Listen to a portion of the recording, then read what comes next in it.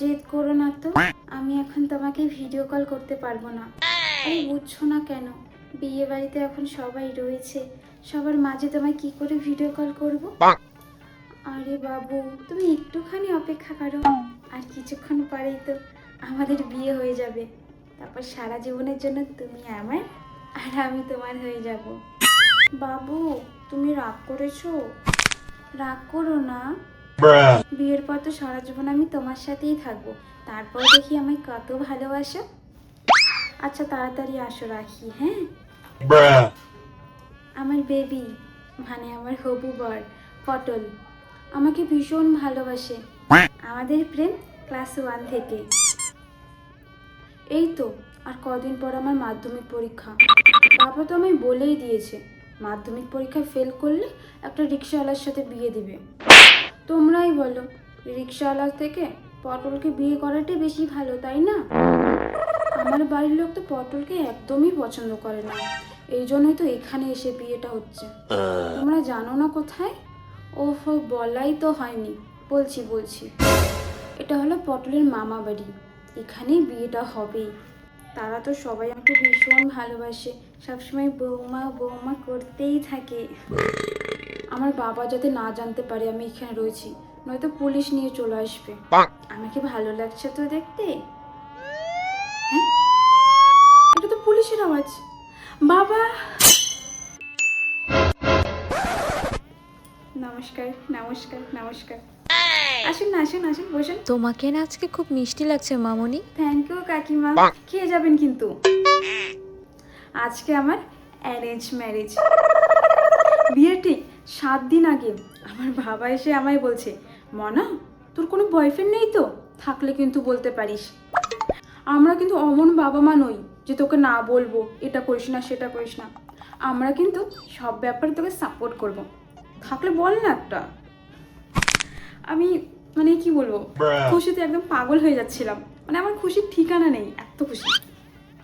আমি মানে নিজের খুশিটার ভেতরে রাখতে পারলাম না, শেষে বলেই ফেললাম, বাবা এই 24 বছরে গার্লস স্কুলে পড়েছি, এমনকি গার্লস টিউশনে পড়েছি, গার্লস কলেজ পড়েছি, গার্লস হোস্টেলে থেকেছি। বয়ফ্রেন্ডটা কোথা থেকে আসবে? হ্যাঁ, আকাশ থেকে তো এসে পড়বে না। বাবা আর কিছু বললো না, আমিও আর কিছু বললাম না। শেষে আজ আমার অ্যারেঞ্জ ম্যারেজ। খেয়ে যাবেন। গাইস, ফাইনালি আজকে হুট করেই আমার বিয়েটা ঠিক হয়ে গেল। তোমাদের কাউকেই জানাতে পারিনি, সরি, একদম সরি। কিন্তু তোমরা নজর রাখো আজকে আমার ভিডিওতে, তোমাদের কিন্তু ভাইরাল করতে হবে আমার ওয়েডিং, ওকে? শোন, ভালো মতো কিন্তু সবগুলো ক্লিপস নিবি, ছোট নিবি বড় নিবি, সবভাবে ক্লিপস নিবি, ভাইরাল করাতে হবে, কথাটা যেন মনে থাকে। দেখ, তোদের জিজু যখন আসবে এন্ট্রিটা ভালো মতো নিবি।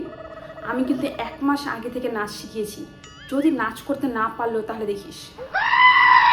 আরে তোদের বলছি না, খবর নেব তোদের জিজুর। আর শোন, আমি যখন এন্ট্রি নেবো না, যখন আমি এন্ট্রি নেব তখন স্লো মোশন এরকমভাবে আসবো, তখন লম্বালম্বিভাবে ভিডিও করবি, মানে শর্টভাবে ভিডিও করবি, ওকে? মনে থাকবে তো? আচ্ছা। হে গাইস, আমাকে কেমন লাগছে আমার এই নিউ লুকে সেটা তোমরা কমেন্টে জানিও। আর শ্বশুরবাড়ি গিয়ে কি হচ্ছে না হচ্ছে সেসব তো তোমাদের ডিটেলসে দেখাতেই থাকবো, কিন্তু তার আগে তোমরা গেস করো আমার এই লুকটার প্রাইস কত। গেস করো, প্লিজ গেস করো।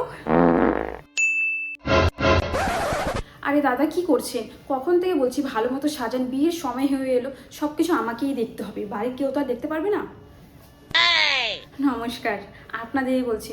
আমি বিয়ের কোণে নিজেই সব দায়িত্ব নিয়েছি, কি বলবো বলো তো? আমার তো আর বড় ভাই বা ছোট ভাই দাদা কেউই নেই, সব দায়িত্ব আমাকেই নিতে হচ্ছে। বাবার শরীরটাও ভালো নেই, মার একা কত দিক সামলাবে, এই জন্য আমি নিজের দায়িত্বটা নিয়ে নিয়েছি। যাক, বেশি কথা বলার সময় নেই, যাই, ওদিকে অনেক কাজ আছে। আরে পিসি, তুমি এখনো বসে আছো কেন? রেডি হবে না? আসো, আমি তোমায় সাজিয়ে দিচ্ছি, আসো আসো। কি হচ্ছে কি দাদা, মিষ্টিগুলো ভালো মতো সাজান, সবাইকে দিন, সবাই দিকে বসে আছে, মিষ্টিগুলো তো একটু দিতে পারেন নাকি? খালি বসে কেন থাকেন, কাজগুলো করুন। এখনো পর্যন্ত চিকেন পকোড়া ভাজা হয়নি, ইস, সবাই চলে আসছে, একটু তাড়াতাড়ি করুন দাদা, চিকেন পকোড়াগুলো তাড়াতাড়ি ভাজুন, ফুচকা রেডি করুন। খাবেন নাকি সবাই? সবাইকে খারাপ বলে যাবে, এটাই চান আপনারা?